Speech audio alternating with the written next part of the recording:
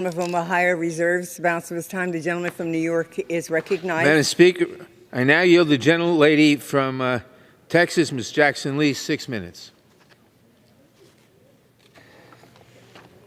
Is she here? The gentlelady is recognized.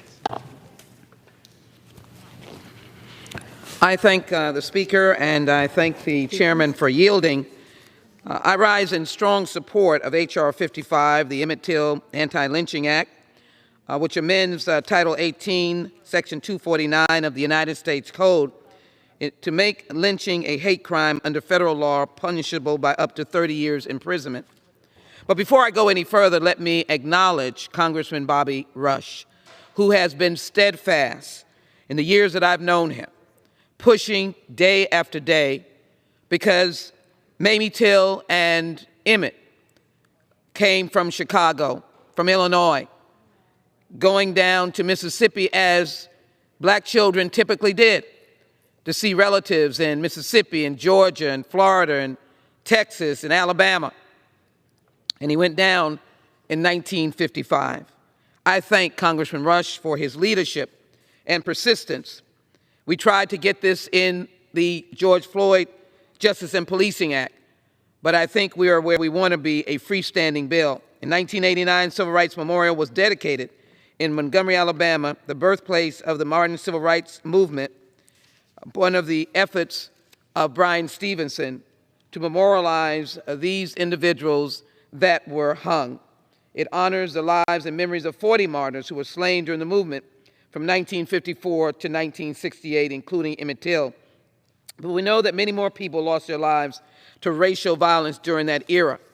As we were studying H.R. 40, the Reparations Commission, we determined 4,000, and most of those that were lynched were African Americans. This memorial was dedicated to the killers of 13 of the 40 martyrs whose names were inscribed on the memorial had not been prosecuted or convicted. In 10 of the 40 death, defendants were either acquitted by all-white juries or served only token prison sentences. We also know there are many cases that still cry out for justice that involve hanging, in particular of African Americans. These unsolved crimes represent a continuing stain on our nation's honor and mock its commitment to equal justice under the law.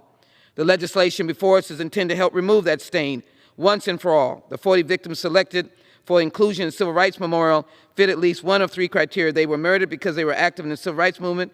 They were killed by organized hate crimes as acts of terror aimed at intimidating black and civil rights activists. Their death, like the death of Emmett Till, helped to galvanize the movement by demonstrating the brutality faced by African Americans in the South. That young boy, aged 13, was hung. These individuals were hung. 7 were white, 33 were black. They were students, farmers, ministers, truck drivers, a homemaker, and a Nobel laureate. But, Madam Speaker, these are many, many other victims besides the 40 were remembered in the memorial. The Southern Poverty Law Center reports that its research uncovered approximately 75 other people who died violently between 1952 and 1968 under circumstances suggesting that they were victims of racial violence. For most of them, the reason their names were not added to the memorial is because they were not enough. And because the killings of African Americans were often covered up or not seriously investigated, there's little to doubt that many slayings were never recorded by authorities.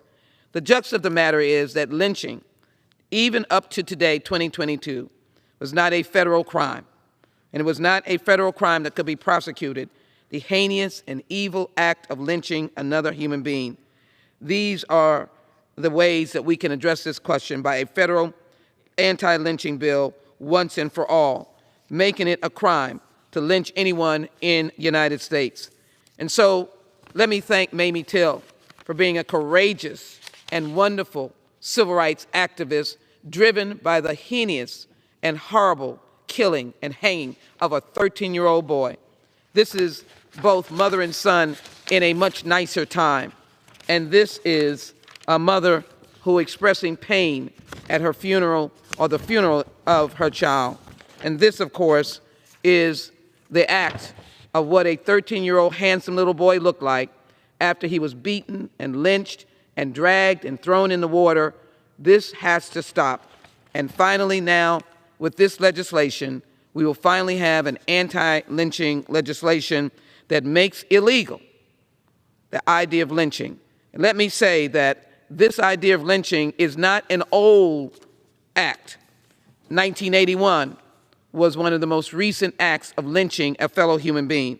And so it is extremely important that we have this law that once and forever says that if it's not in the Constitution in terms of the exact language, it is tied to the Constitution, the 13th Amendment, which is a prohibition of slavery, the 14th Amendment, which is due process. And I can assure our colleagues that we have not completed the thoughts of both of those amendments without having H.R. 55, which helps to ensure that justice is rendered and that lynching forever is stopped, and that we realize that it is both a devastating and deadly act, but it is the ultimate indignity of taking another human being and hanging them like a piece of whatever one would like to imagine, meat in a meat locker. Let us stop that now. Let America stand as a place of human rights and a place of dignity. I ask my colleagues to support H.R. 55. With that, I yield back. The gentlelady yields back. The gentleman